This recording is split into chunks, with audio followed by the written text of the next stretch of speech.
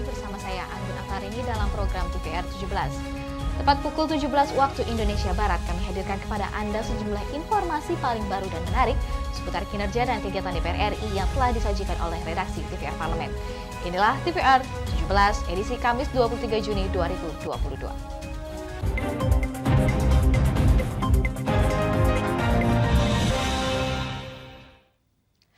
Komisi 1 DPR RI meminta Kementerian Komunikasi dan Informatika pastikan pelaksanaan migrasi televisi analog ke digital atau analog switch off dan di sini berjalan dengan baik juga berkelanjutan sesuai dengan perencanaan waktu yang ditentukan. Panitia Kerja Digitalisasi Penyiaran Komisi 1 DPR RI meminta komitmen penyelenggara multiplexing dalam pelaksanaan pemberlakuan analog switch off atau ESO sebagai langkah digitalisasi penyiaran nasional. Anggota Komisi 1 DPR RI Muhammad Farhan mengatakan, meski terkendala persoalan distribusi dan instalasi, dirinya mendorong mekanisme pendistribusian set-top box yang dilakukan bersama dengan penyelenggara multiplexing secara tepat sasaran dan tepat jumlah. Tidak ada hubungannya langsung dengan apakah undang-undang 2 November 2022 itu diganti. Enggak, karena ASO itu ada banyak aspek-aspek lain. Mari kita penuhi aspek lain. Satu, aspek migrasi semua lembaga penyiaran swasta dan pemerintah televisi itu semua udah pindah ke digital. Itu aspek pertama dulu.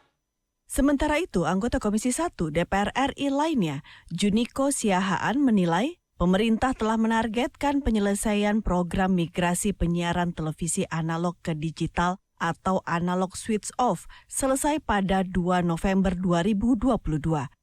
Kapan dan bagaimana, apa solusinya? Kita mau minta itu dan kita mau minta komitmen Pak Menteri. Karena Pak Menteri waktu itu yang menyatakan semuanya beres. Gitu.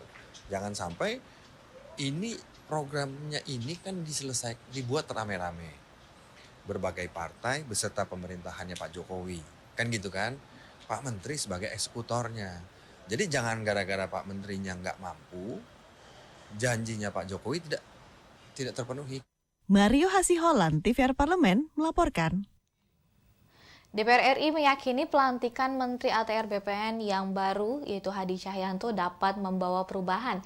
Salah satunya adalah harapan DPR RI penyelesaian carut-marut sengketa tanah yang penuh dengan mafia. Komisi 2 DPR meyakini Menteri Agraria dan Tata Ruang Badan Pertanahan Nasional yang baru mampu menyelesaikan permasalahan kasus mafia tanah yang banyak dikeluhkan masyarakat. Kebijakan merombak pimpinan di Kementerian ATR BPN dinilai sebagai langkah tepat dan menjadi harapan keadilan pertanahan bagi rakyat Indonesia. Anggota Komisi 2 Rianta mengatakan kehadiran Menteri ATR BPN yang baru ini menjadi harapan di tengah carut-marutnya sengketa tanah yang penuh dengan mafia. Ini merupakan langkah untuk mendapatkan keadilan bagi rakyat yang menjadi korban mafia tanah. Harapan masyarakat itu kejahatan pertanahan itu bisa diselesaikan oleh Kementerian BPN. Tetapi sebenarnya persoalan penyelesaiannya bukan di sana.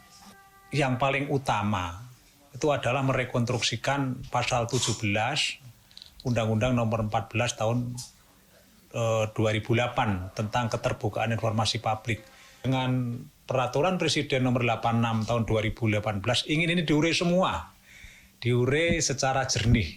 Jadi intinya bagaimana sekarang masyarakat untuk bisa memberikan dukungan ke pemerintah, kemudian bagaimana pemerintah agar secepatnya, agar Peraturan Presiden 86 2018 itu bisa diaplikasikan secara mudah, baik oleh aparat penegak hukum Polri, Kejaksaan maupun oleh KPK.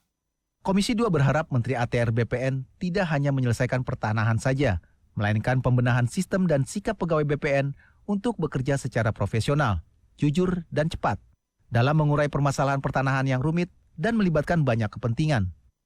Andri, TVR Parlemen melaporkan.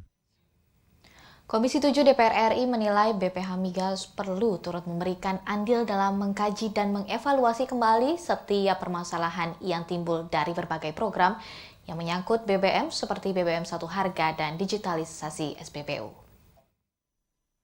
Komisi 7 DPR RI menyoroti berbagai kebijakan yang dibuat pemerintah maupun Pertamina menyangkut BBM, diantaranya BBM Satu Harga dan digitalisasi di SPBU. Anggota Komisi 7 DPR RI meminta Badan Pengatur Hilir Minyak dan Gas Bumi atau BPH Migas ikut mengkaji dan mengevaluasi permasalahan-permasalahan yang timbul dari berbagai program menyangkut BBM. Dalam rapat dengar pendapat di Gedung Nusantara 1 DPR RI pagi tadi, Mercy Barens menyoroti distribusi BBM satu harga masih menimbulkan masalah. Di antaranya, kuota yang didistribusikan tidak mencukupi kuota rata-rata per SPBU. Di sisi lain, sering terjadi penyelewengan kuota BBM satu harga saat proses pendistribusian, terutama yang akan disalurkan ke pulau-pulau kecil. Hari ini BBM satu harga ini kami sangat harapkan mestinya diberikan pengkondisian. Namanya saja ini BBM satu harga di wilayah-wilayah sulit, Bu. Bagaimana masyarakat diperhadapkan membeli harga BBM yang komersil harganya. Sementara anggota Komisi 7 DPR RI Mulan Jamila menghimbau BPH Migas mendukung program digitalisasi SPBU oleh Pertamina. Salah satunya memberi edukasi pada masyarakat sehingga program digitalisasi bisa berjalan efektif dan sesuai tujuan. Itu betul. Program digitalisasi SPBU ini tentu sangat positif dan baik, tapi tentu sangat butuh kesiapan di lapangan, baik itu SDM-nya, apakah sudah teredukasi, dan apakah dapat menjalankan program-programnya dengan baik. Halim dan Koko TVR Parlemen melaporkan. DPR RI bersama pemerintah bersepakat untuk segera membahas dan mengesahkan 5 rancangan undang-undang provinsi. Laporannya pemirsa sesaat lagi dan tetaplah bersama kami di TVR 17.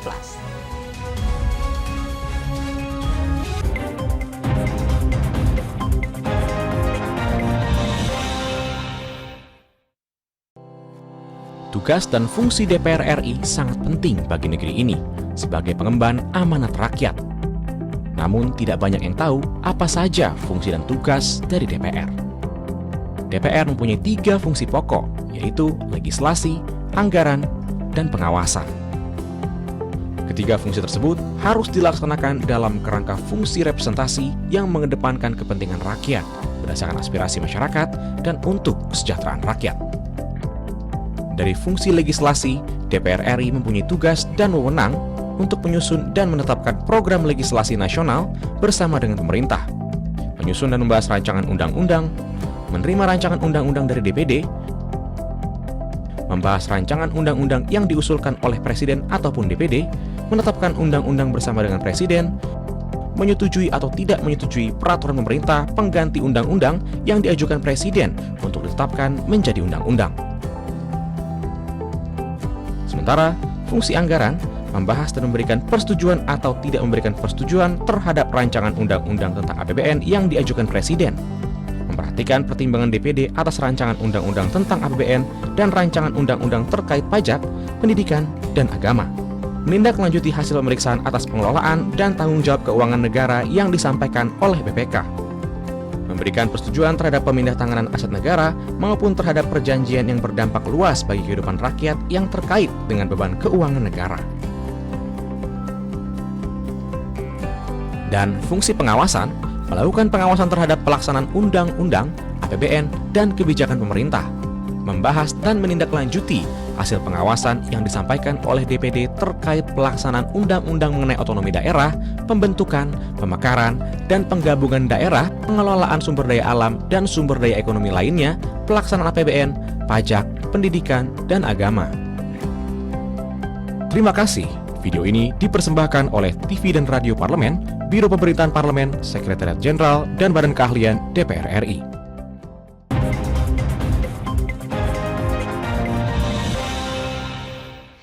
Terima kasih pemirsa, masih di TVR Parlemen dan kembali di TVR 17 pada masa persidangan ketiga DPR RI bersama pemerintah telah mengesahkan 7 rancangan undang-undang provinsi.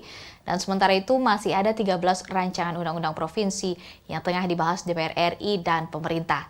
Setelah dibahas bersama DPD RI dan pemerintah, dari 13 rancangan undang-undang provinsi tersebut, 5 diantaranya kini telah disepakati untuk dibawa dalam pengambilan keputusan tingkat 2 atau siap disahkan pada rapat paripurna DPR RI mendatang. Dan pemirsa, berikut liputan mendalam yang telah dirangkum oleh tim redaksi TVRA Parlemen. Berikut ini. Pada masa sidang 3 lalu, DPR RI bersama pemerintah telah mengesahkan 7 rancangan undang-undang provinsi. Sementara itu ada 13 rancangan undang-undang provinsi yang sedang dibahas DPR RI dan pemerintah. 5 diantaranya telah disepakati untuk dibawa dalam pengambilan keputusan tingkat 2 atau pengesahan pada rapat paripurna DPR RI. Dalam rapat kerja di Gedung Nusantara DPR RI, sejumlah fraksi di Komisi 2 DPR RI menilai undang-undang yang dipakai 5 provinsi tersebut tidak sesuai dengan perkembangan di masing-masing daerah. Anggota Komisi 2 DPR RI, Reska Oktoberia mengatakan, dengan memiliki undang-undang sendiri menjadi solusi untuk menjawab perkembangan, permasalahan, dan kebutuhan hukum Pemda dan masyarakat tiap provinsi dalam rangka menjalankan roda pemerintahan di daerah, mendorong percepatan kemajuan daerah, dan meningkatkan kesejahteraan masyarakat. Rancangan Undang-Undang Provinsi akan memperkuat landasan pembentukan peraturan daerah. Setiap provinsi ini harus jelas batas wilayahnya, sehingga dalam pengelolaan ataupun penataannya jelas mana yang menjadi otoritas dari satu provinsi, sehingga tidak ada lempar kewenangan ataupun lempar dalam pembangunan atau penanganan terhadap provinsi tersebut. Sebelum pengambilan keputusan tingkat 1 atas 5 rancangan undang-undang provinsi, DPR RI menyerap aspirasi dari para kepala daerah.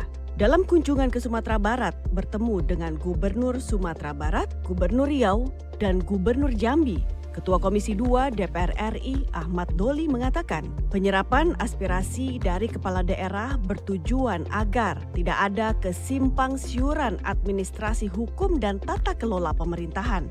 Menurut Doli, pemerintah daerah bisa dengan nyaman menetapkan visi misi pembangunan sesuai karakteristik daerahnya.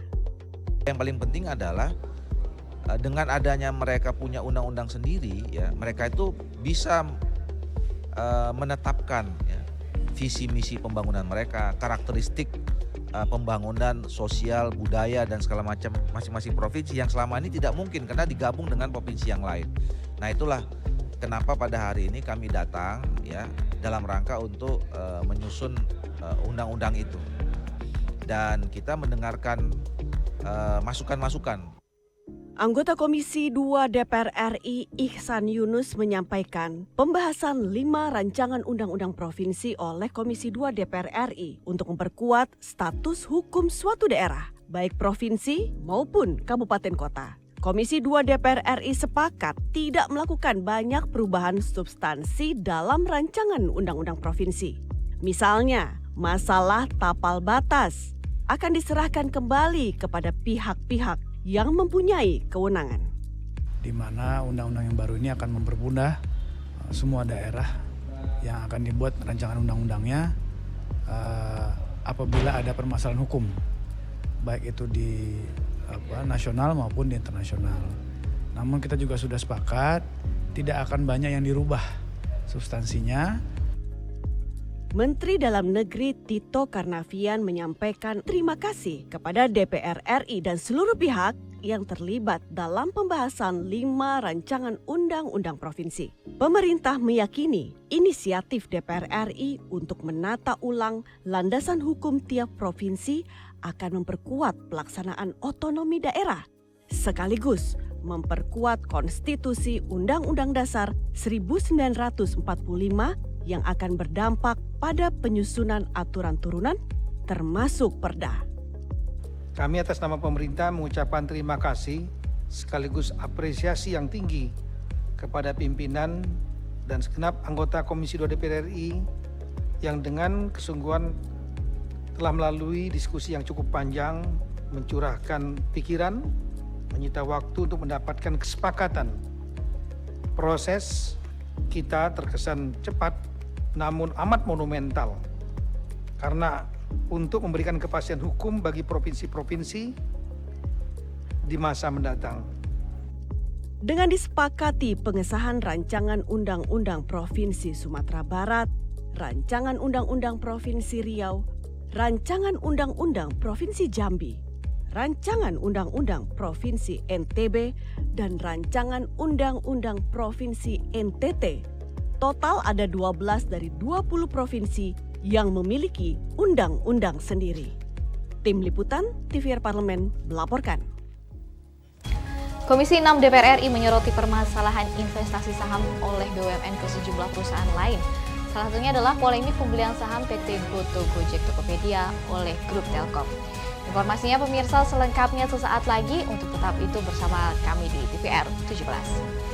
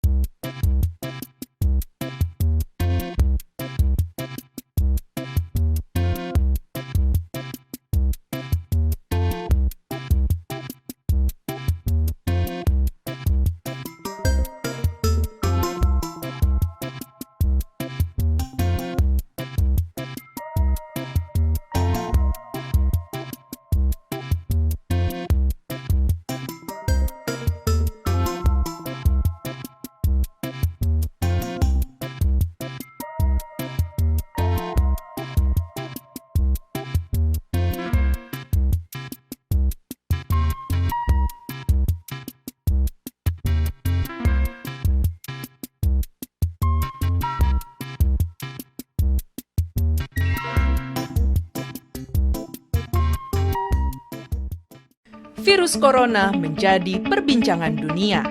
Beberapa negara sudah terjangkit. Ribuan orang di Indonesia terkena virus ini. Kita perlu antisipasi dengan melakukan hal berikut. Cuci tangan dengan sabun dan antiseptik.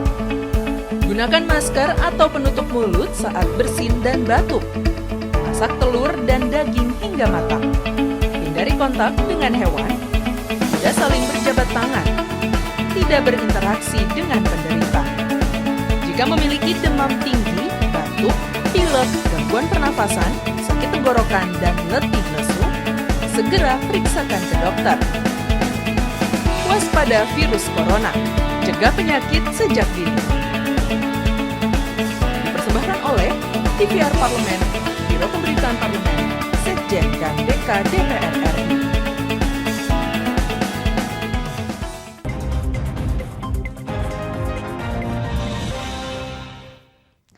Kembali di TVR 17, aksi korporasi Telkomsel membeli saham Goto menuai sorotan setelah induk usahanya itu PT Telkom melaporkan kerugian yang belum terrealisasi sebesar 881 miliar rupiah per kuartal 1 tahun 2022. Peran Telkomsel sebagai pemodal Goto dalam IPO dianggap riskan konflik kepentingan, lalu bagaimana tanggapan DPR RI terkait polemik ini? Dan pemirsa, untuk lebih lengkapnya berikutan lapor dari rekan kami Alfat Rizky dengan anggota Komisi 6 DPR RI. Baik pemirsa, saat ini saya sudah bersama dengan salah satu anggota Komisi 6 DPR RI, yaitu Bapak Deddy Sitorus dari fraksi PDI Perjuangan untuk daerah pemilihan Kalimantan Utara. Di mana seperti yang diketahui bahwa kabar di beberapa media bahwa menyatakan bahwa PT Goto atau Gojek Tokopedia mengalami kerugian. Nah, sedangkan anak perusahaan salah satu BUMN yaitu Telkomsel sudah menanamkan investasinya di perusahaan tersebut. Nah, untuk membahas lebih lengkapnya, mari kita simak bagaimana tanggapan dari Bapak Deddy Sitorus.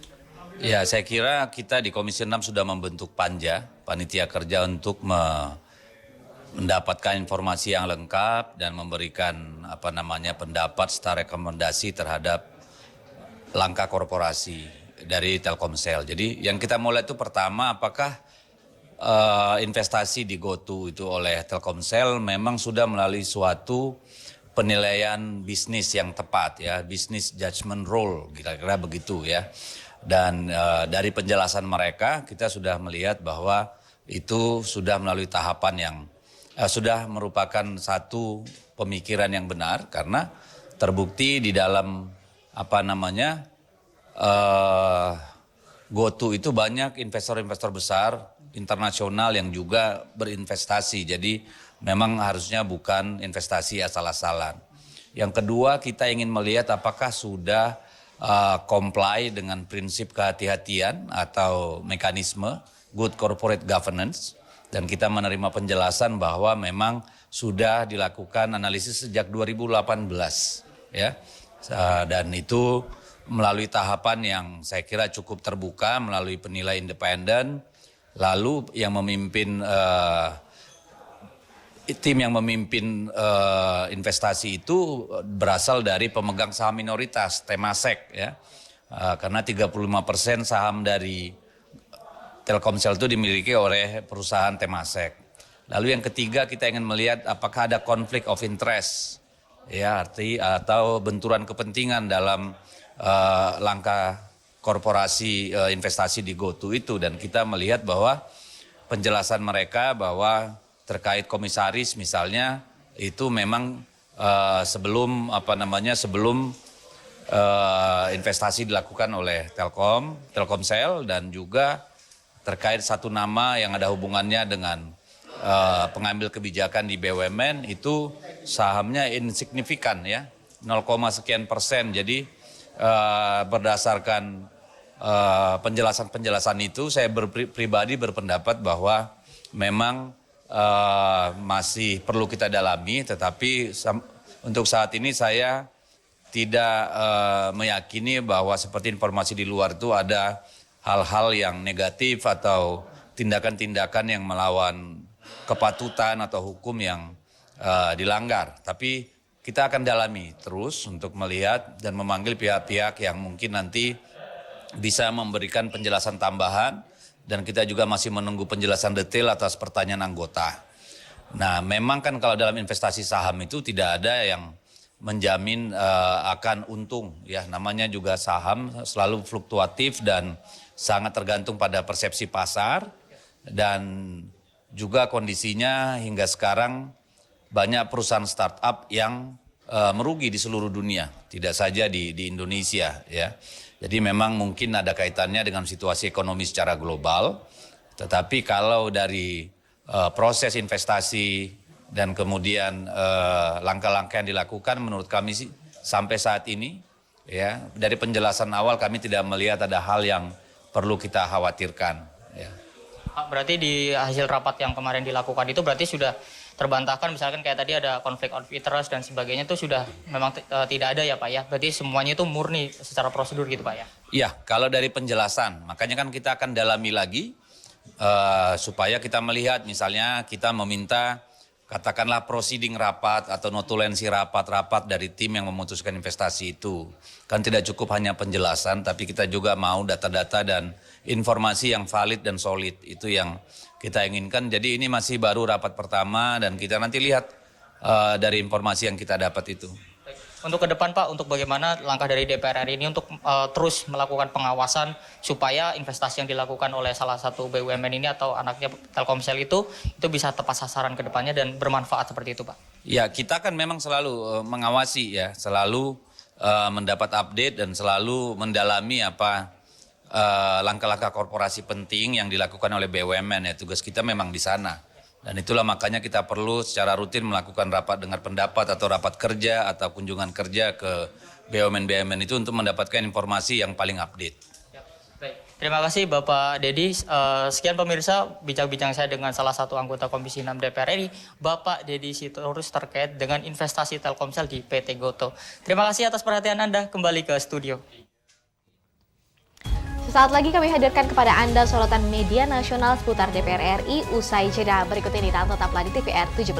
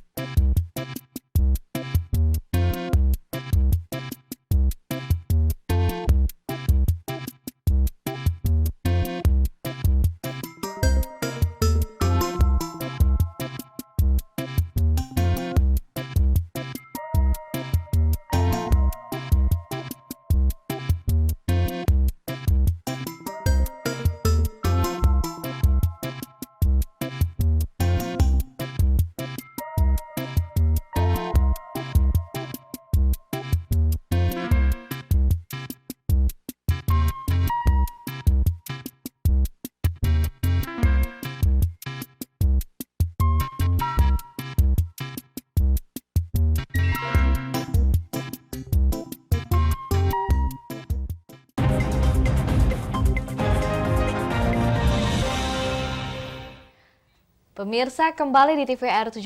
Kali ini kita memasuki ke segmen media nasional dan mari kita simak bersama apa yang disoroti media nasional tentang isu-isu terkini bersama rekan kami Rini Reski.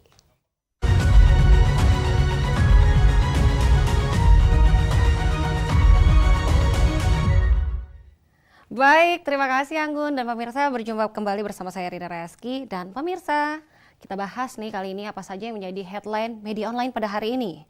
Yang pertama mengenai DPR RI yang targetkan RUU terkait pemekaran Papua akan rampung pada akhir Juni ini. Di sini kita bisa lihat di layar kaca yang ada di belakang saya beberapa media di sini menyimpulkan, dan di sini juga Komisi 2 DPR RI memulai pembahasan 3 rancangan undang-undang atau RUU terkait pemekaran Papua menjadi 3 provinsi. Pembahasan RUU tersebut ditargetkan selesai pada masa sidang ini. Adapun ketiga provinsi tersebut yaitu Provinsi Papua Selatan, Provinsi Papua Tengah, dan juga Provinsi Papua Pegunungan. Di sini Ketua Komisi 2 DPR RI Ahmad Doli Kurnia Tanjung mengklaim RUU yang mengatur pembentukan tiga provinsi tersebut didukung oleh sebagian besar masyarakat Papua. Dan juga Doli mengatakan DPR RI telah menerima masukan dari berbagai pihak untuk menyusun RUU terkait pemekaran Papua menjadi 3 provinsi. Dan di sini juga Doli mengatakan finalisasi RUU tersebut akan dituntaskan hingga Rabu 29 Juni mendatang. Dan kemudian RUU tersebut ditargetkan akan dibawa ke paripurna untuk disahkan menjadi undang-undang. Nah, selanjutnya nih pemirsa yang juga menjadi headline di media online pada hari ini adalah DPR RI mendukung Indonesia tolak legalisasi ganja dikarenakan banyak dampak buruknya. Kita bisa lihat juga di sini beberapa media, dan di sini dari Komisi 3 DPR RI mengingatkan pemerintah tidak perlu ikut-ikutan melakukan legalisasi ganja seperti yang dilakukan Thailand. Sebab legalisasi ganja dinilai lebih banyak memberikan dampak buruk dibanding manfaatnya. Dan juga Wakil Ketua Komisi 3 DPR RI Ahmad Saroni dengan tegas menolak legalisasi ganja seperti Thailand. Karena sejatinya hal tersebut lebih baik, lebih banyak dampak buruknya bila dilegalkan, apalagi masalah narkotika di tanah air sudah kompleks. Dan di sini juga Saroni menambahkan, meski baru sepekan dilegalkan, sudah ada kasus meninggal dunia akibat overdosis ganja. Dan lebih lanjut, Saroni meminta kepolisian meningkatkan pengawasan dan juga penjagaan demi mencegah peredaran gelap ganja dari Thailand ke Indonesia. Untuk diketahui nih pemirsa, Thailand belum lama ini melegalisasi ganja di negaranya untuk penggunaan kesehatan. Tentunya kebijakan ini kemudian memunculkan perdebatan tentang apakah kebijakan yang sama sebaiknya diterapkan di Indonesia. Mengingat penggunaan ganja memang tidak hanya untuk rekreasi tapi juga untuk pengobatan hingga masakan. Namun, Direktur Tindak Pidana Narkoba Bareskrim Polri, Brigjen Polisi Krisno Siregar menyatakan bahwa polisi tetap menolak legalisasi ganja di Indonesia. Krisna menegaskan hingga saat ini ganja di Indonesia tetap termasuk ke dalam narkotika ilegal golongan 1 ya pemirsa. Nah, itu tadi headline media online pada hari ini mengenai RUU Pemekaran Papua mulai dibahas di Komisi 2 DPR RI dan juga mengenai DPR RI mendukung Indonesia tolak legalisasi ganja. Terima kasih, sekian informasi dari saya untuk media online pada hari ini. Kembali ke rekan Anggun.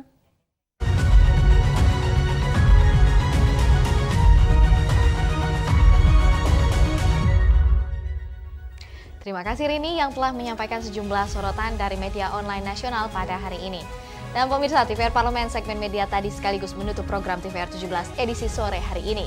Jangan lupa, kembali kami ingatkan kepada Anda, virus COVID-19 masih ada. Untuk itu terus taati protokol kesehatan dimanapun Anda berada. Saya Anggun Oktarini beserta seluruh kru TVR Parlemen yang bertugas mengucapkan terima kasih dan pamit undur diri dari hadapan Anda. TVR Parlemen, referensi Indonesia.